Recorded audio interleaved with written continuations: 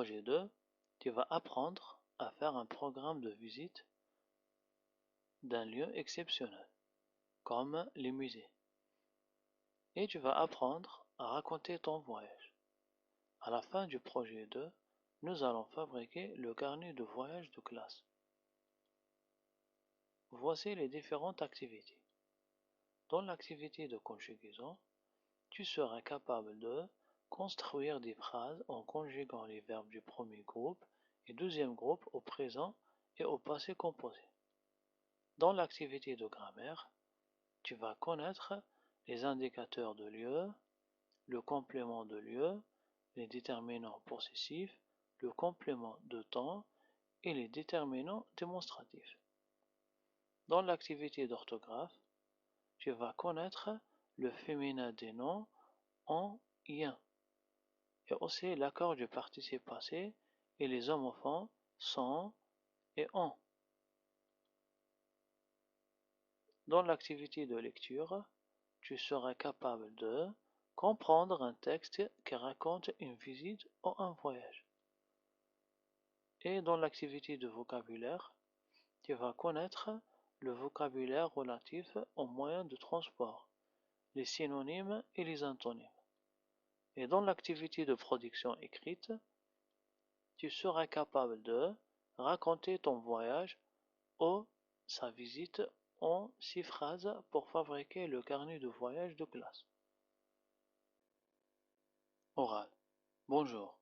Dans cette activité d'oral, nous allons écouter le dialogue Nous allons au musée.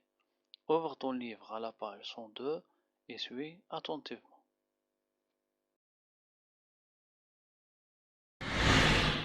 Les enfants, nous allons au musée. Alors, nous préparons ensemble la visite. Et quel musée choisissons-nous? Madame, le musée national des beaux-arts n'est pas loin de notre école. C'est une idée géniale. Ce musée est en face du grand jardin. Moi, je peux dessiner le plan du quartier. Maintenant, il faut commencer par faire le programme de la visite. Comment fait-on un programme? Eh bien, nous devons chercher la brochure du musée. Une brochure? C'est quoi une brochure? C'est un petit livre pour présenter ce qu'il y a à l'intérieur du musée. Eh, je peux ramener des brochures. Papa est guide dans le musée. Ah, je vais poser beaucoup de questions au guide. Vous devez écrire toutes les informations pour présenter le musée à vos camarades. As-tu bien écouté? Nous allons voir. Où vont les élèves?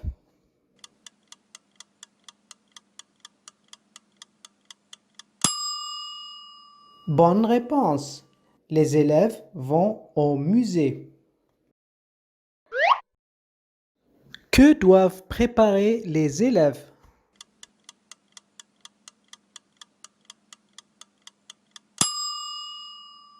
Très bien. Les élèves doivent préparer une brochure. Vocabulaire. Dans cette activité de vocabulaire, nous allons voir le lexique relatif aux moyens de transport. Je construis des phrases. Je me déplace en bus. Je me déplace à pied. Je me déplace en voiture. Je me déplace à vélo. Mes camarades se déplacent. Mes camarades se déplacent en taxi. Mes camarades se déplacent en tramway. Mes camarades se déplacent en métro.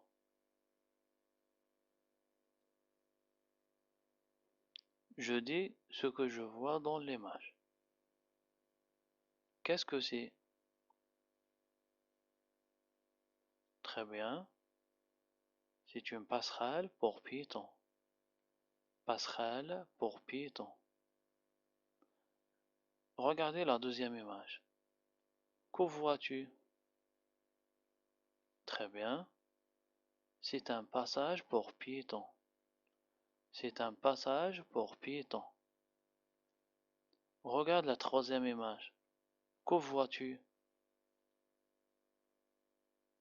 Très bien, c'est un feu tricolore. C'est un feu tricolore.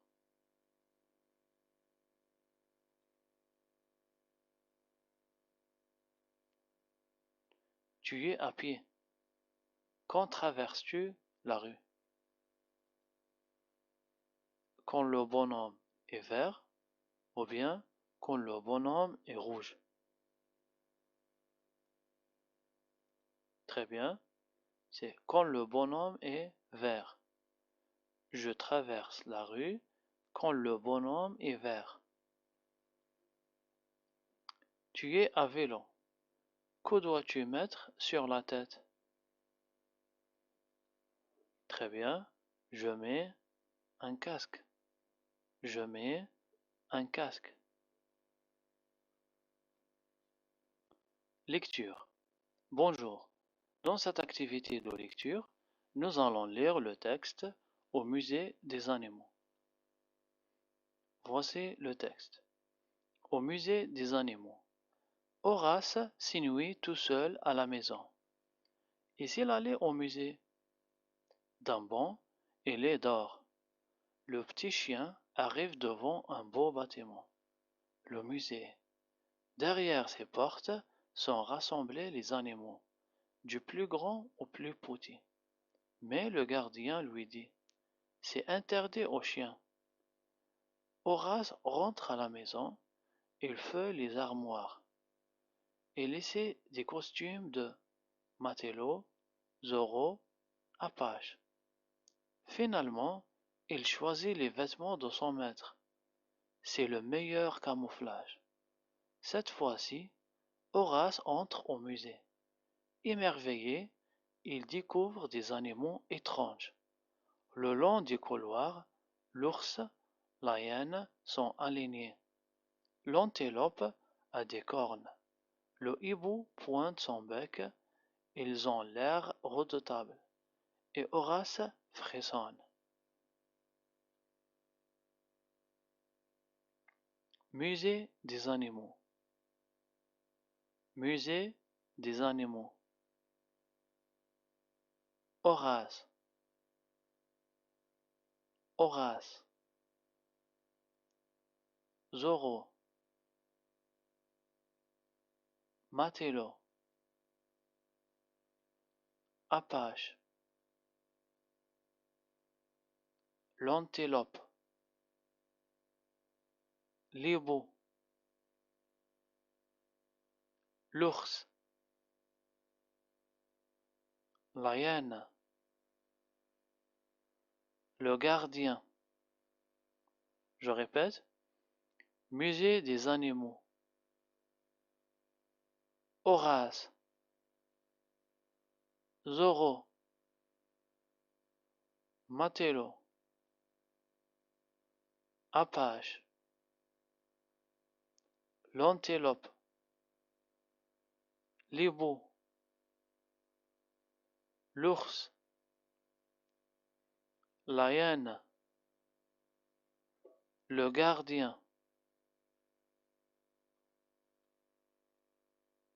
Maintenant, on passe aux questions. L'exercice numéro 2. Écris vrai ou faux sur ton ardoise. La première phrase. Horace est un petit chien. Horace est un petit chien. La deuxième phrase. Horace va au marché. Horace va au marché. La troisième. Ce n'est pas interdit aux chiens. Ce n'est pas interdit aux chiens. Ce sont des animaux étranges. Ce sont des animaux étranges. Et la dernière phrase. Les animaux ont l'air gentils. Les animaux ont l'air gentils. Alors tu réponds par vrai ou faux. Et dans l'exercice numéro 3, corrige ce qui est faux. Ça veut dire corrige les phrases faux. L'exercice numéro 4. Relis le texte, puis réponds. Quel costume essaie Horace? quel costume essaie Horace? C'est la question A. La question B. Pourquoi Horace a-t-il choisi le costume de son maître? Pourquoi Horace a-t-il choisi le costume de son maître? La question C. Que s'est-il passé cette fois-ci? Que s'est-il passé cette fois-ci?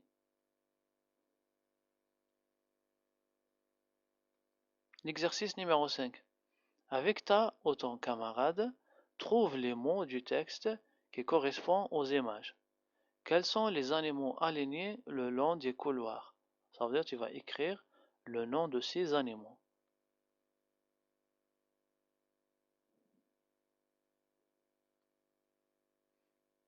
L'exercice numéro 6. Pourquoi Horace frissonne-t-il? Pourquoi Horace frissonne-t-il? La question numéro 7. Et toi, frissonnes-tu devant ces animaux? Frissonnes-tu devant ces animaux? La dernière question. Quel est ton animal préféré dans ce musée? Quel est ton animal préféré dans ce musée? Grammaire. Bonjour. Dans cette activité de grammaire, nous allons voir les indicateurs de lieu. Je lis les phrases. Continue tout droit. Continue tout droit. La deuxième phrase. Tourne à gauche. Tourne à gauche. La troisième phrase. Tourne à droite. Tourne à droite. La quatrième phrase. Tu t'arrêtes en bas de la rue. Tu t'arrêtes en bas de la rue. La cinquième phrase. On n'est pas loin du musée. On n'est pas loin du musée. J'analyse. Dans la première phrase, continue tout droit. Alors je pose la question, où je continue? Où je continue? Continue tout droit. Alors, où je tourne? Tourne à gauche. Où je tourne? Je tourne à droite. Ou bien, tourne à droite. Où je m'arrête?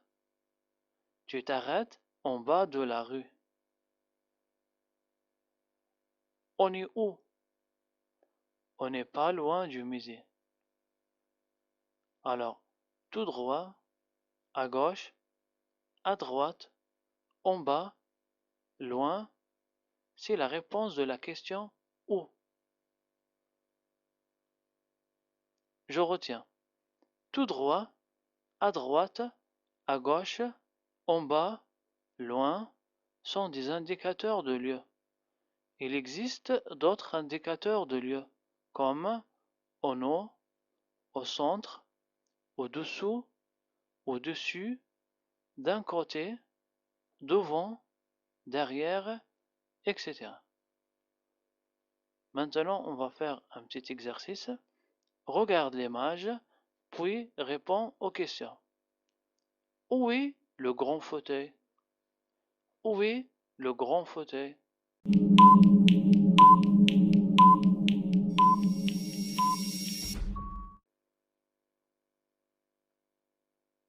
Très bien. Le grand fauteuil est au centre du salon. Le grand fauteuil est au centre du salon. Maintenant, réponds à la deuxième question. Où est le petit fauteuil? Où est le petit fauteuil?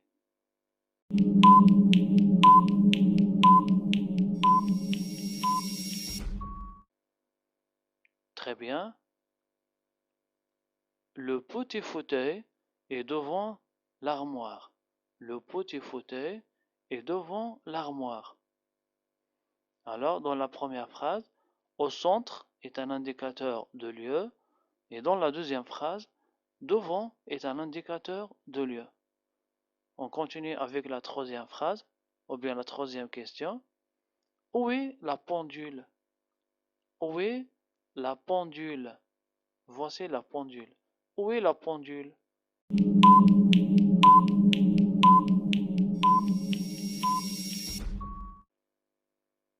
Très bien. La pendule est au nom du mur.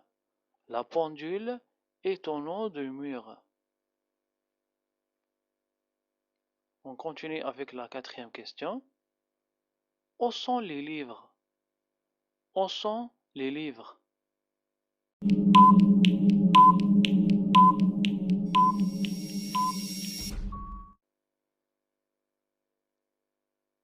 Très bien. Les livres sont posés sur la table. Les livres sont posés sur la table. Alors, au nom est un indicateur de lieu et sur est un indicateur de lieu. La cinquième question. Où est le ballon? Où est le ballon?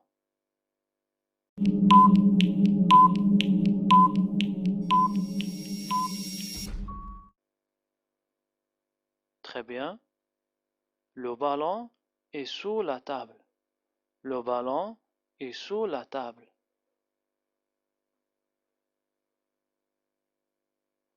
Sous est un indicateur de lieu. Maintenant, on passe à l'exercice.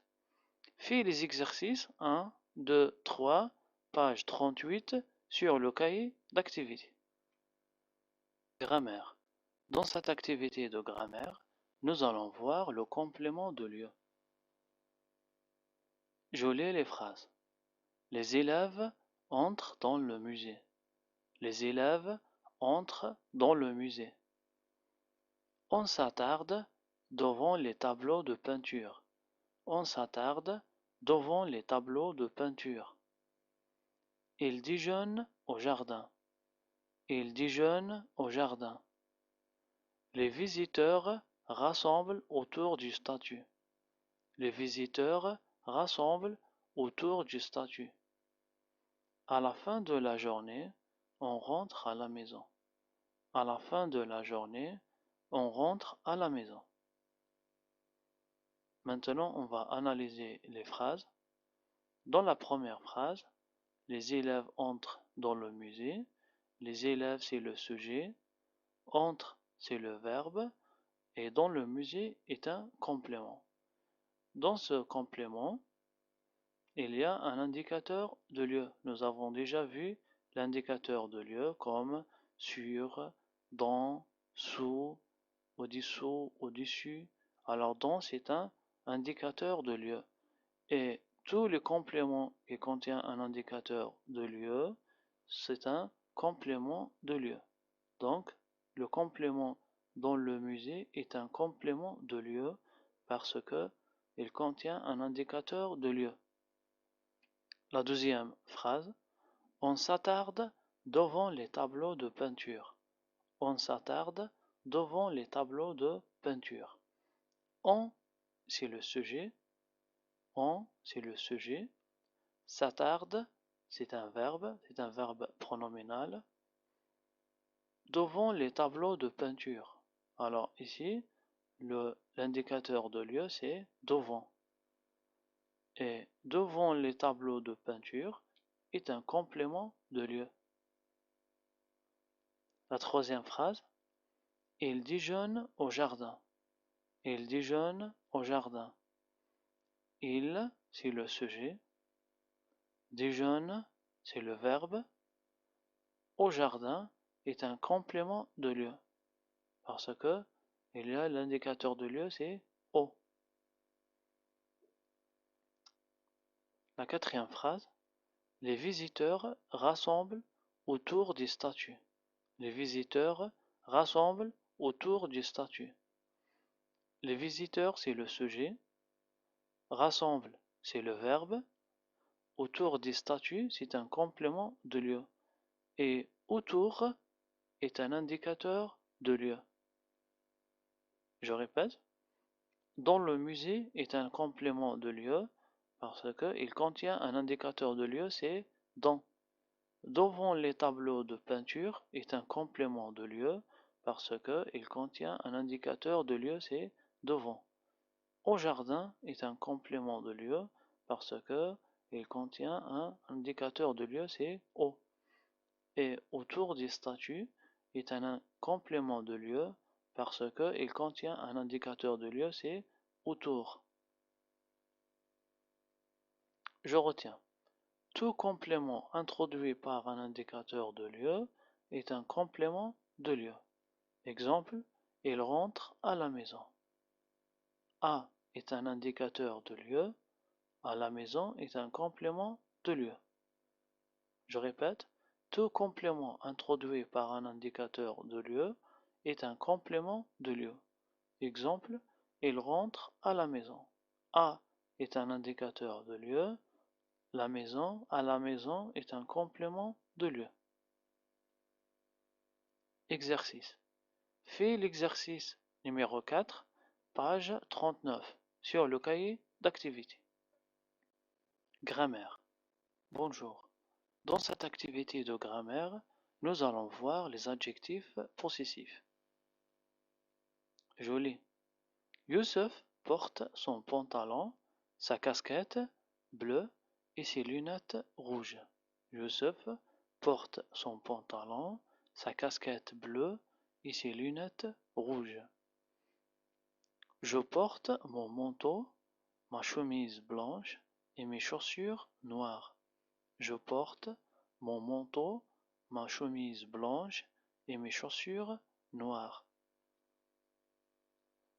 J'analyse. Youssef porte son pantalon. Youssef porte son pantalon. Le mot colorié son indique que le pantalon appartient à Youssef. Alors on dit son pantalon. Ça veut dire le pantalon de Youssef. Le pantalon est un nom masculin, alors j'utilise son. Sa casquette bleue. Sa casquette bleue. Alors ça indique que la casquette appartient à Youssef, toujours à Youssef. Et c'est un nom féminin.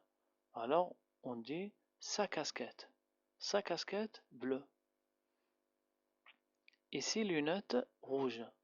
Ici le mot lunettes est un nom pluriel. Alors peu importe masculin ou féminin, l'essentiel il est pluriel. Alors on dit c'est les lunettes rouges de Youssef. Alors je dis ses lunettes rouges. Je répète, son pantalon. Alors son, il est utilisé avec, est un adjectif possessif utilisé avec les mots singuliers masculins.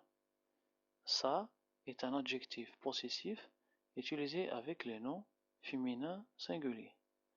Et c'est est un adjectif possessif et s'utilise avec les noms pluriels. Maintenant, on passe à le deuxième exemple. Je porte mon manteau. Alors ici, le sujet est changé, c'est moi. Alors je dis, je porte mon manteau. Ça veut dire le manteau de moi. Mon manteau. Le manteau appartient à moi. Le mot manteau est un nom masculin, singulier. Alors je dis, mon manteau. Ma chemise blanche. Ici, chemise est un nom féminin. La chemise appartient à moi. Alors je dis ma chemise. Ma chemise. Et mes chaussures noires. Le mot chaussures est un nom pluriel. Les chaussures appartiennent à moi. Je appartiens à moi. Alors je dis mes chaussures noires. Alors je répète, mon, c'est pour les noms masculins singuliers. Chemise, ma, c'est pour les noms féminins singuliers. Mais, c'est pour les noms pluriels. Je retiens les adjectifs possessifs. Les adjectifs possessifs sont divisés en deux, singulier, pluriel. Les adjectifs possessifs singuliers sont divisés en deux, masculin et féminin. Alors, dans le masculin, on trouve mon, ton et son. Si le cahier appartient à moi, je dis mon cahier. Si le cahier appartient à toi, je dis ton cahier. Et si le cahier appartient à lui, quelqu'un qui est absent, je dis son cahier. Féminin. Maintenant avec un nom féminin. Règle. Si la règle appartient à moi, je dis ma règle. Si la règle elle est à toi, je dis ta règle. Et si la règle appartient à lui, je dis sa règle. Maintenant au pluriel. Si les affaires appartiennent à moi, je dis mes affaires. Si les affaires appartiennent à toi, je dis tes affaires. Et si les affaires appartiennent à lui, je dis ses affaires. Exercice. Fais les exercices 7, 8, 9, pages 40 et 41 sur le cahier d'activité. Conjugaison. Bonjour. Dans cette activité de conjugaison, nous allons voir les verbes du premier groupe et deuxième groupe au présent de l'indicatif. Joli. Papa accompagne Léna au musée. Papa accompagne Léna au musée. Nous aimons voyager en famille. Nous aimons voyager en famille. Il prépare le panier pour la promenade. Il prépare le panier pour la promenade. Je choisis ce livre de contes. Je choisis ce livre de contes. Vous finissez l'exercice de conjugaison. Vous finissez l'exercice de conjugaison. Elle garnit la tarte d'anniversaire. Elle garnit la tarte d'anniversaire. Maintenant, on va analyser les phrases. Mais avant d'analyser les phrases, on doit comprendre l'axe du temps. Alors voici l'axe du temps. Alors ici, c'est le moment du parler. C'est le présent. C'est le présent. Et ici, c'est le futur. Ce sont les actions qui ne sont pas déroulées encore. C'est demain, après-demain, la semaine prochaine, l'année prochaine. C'est le futur. Et ici, ce sont les moments qui sont déjà déroulés. C'est hier, c'est la semaine passée, c'est le mois passé, c'est l'année passée. Alors c'est le passé. Alors aujourd'hui, on va conjuguer les verbes au présent. C'est-à-dire ici, c'est le moment de parler.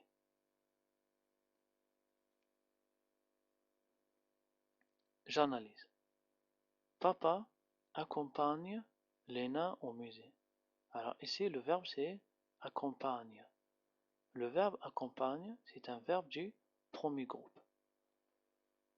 Donc son infinitif c'est ER. Alors ici, ER c'est l'infinitif, elle est effacée et elle est remplacée par la terminaison c'est E. Elle est colorée en rouge. Accompagne, E. Et papa c'est il. La terminaison de il c'est E. La deuxième phrase, nous aimons voyager en famille. Le verbe c'est aimant. Le verbe aimant, l'infinitif c'est aimer, ER. L'infinitif ER est effacé, elle est remplacée par ONS, la terminaison.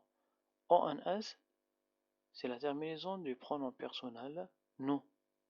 Nous aimons voyager en famille. La troisième phrase, il prépare le panier. Alors ici, le verbe c'est prépare. La terminaison c'est ENT. Prépare, c'est un verbe du premier groupe. Préparer. ER est effacé, elle est remplacée par ENT. ENT, c'est la terminaison du pronom personnel il avec S. Maintenant, on passe au verbe du deuxième groupe. Les verbes du deuxième groupe sont les verbes qui finissent par IR. Le verbe choisir est un verbe de deuxième groupe. Je choisis. Alors ici, es est la terminaison du pronom personnel je. On efface er et on écrit es. La deuxième phrase, finissez, c'est la conjugaison du verbe finir. C'est un verbe du deuxième groupe. On a effacé er et on a écrit e2s ez. E2s ez. E2s ez, c'est la terminaison du pronom personnel vous. La troisième phrase, elle garnit la tarte. Garnir, c'est la conjugaison du verbe garnir. Alors ici, la terminaison c'est iti. Iti, c'est la terminaison du pronom personnel elle. Alors, il et elle, la terminaison c'est iti. Maintenant, on passe au tableau de conjugaison. La conjugaison du verbe du premier groupe et deuxième groupe au présent. Alors, accompagner, choisir. Accompagner est un verbe du premier groupe et choisir est un verbe du deuxième groupe. Alors, et dans la conjugaison du verbe, on doit effacer l'infinitif er. J'accompagne, e. Tu accompagnes, es. Elle accompagne, e. Elle accompagne, e. Nous accompagnons, ons. Vous accompagnez, ez. Il avec s accompagne, ent. Elle avec s accompagne, ent. Deuxième groupe, le verbe choisir. Alors, toujours on efface l'infinitif ir. Je choisis, es. Tu choisis, is. Il choisit, iti. Elle choisit, iti. Nous choisissons, i, deux s, en s. Vous choisissez, i, deux s, ez. Il avec s choisissent, i, deux s, ent. Elle avec s choisissent, i, deux s, ent.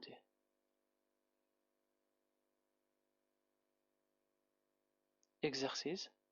Fais les exercices 1, 2, 3, page 42 sur le cahier d'activité. Orthographe.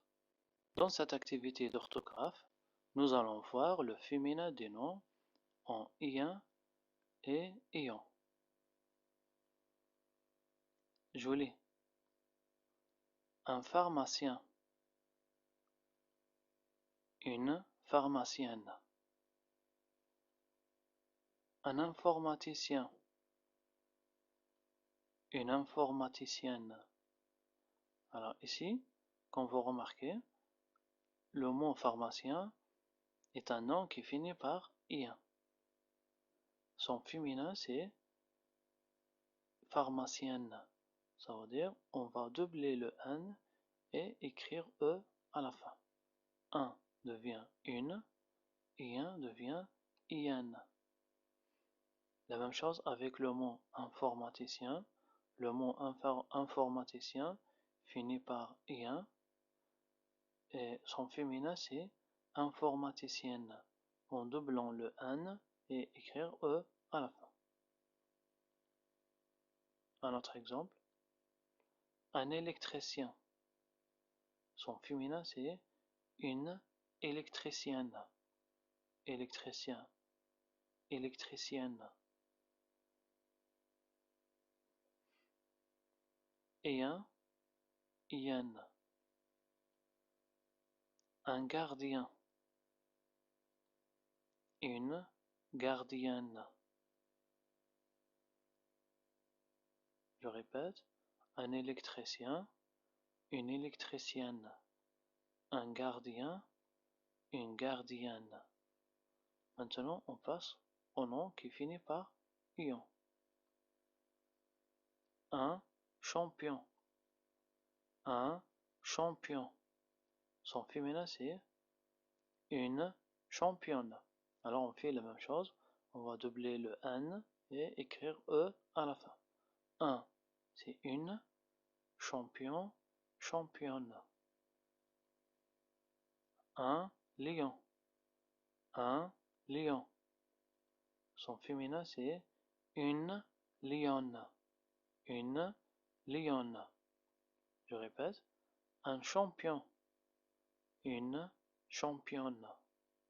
Un lion. Une lionne. Maintenant, on passe à l'exercice. Fais l'exercice 1, page 43, sur le cahier d'activité. Production écrite.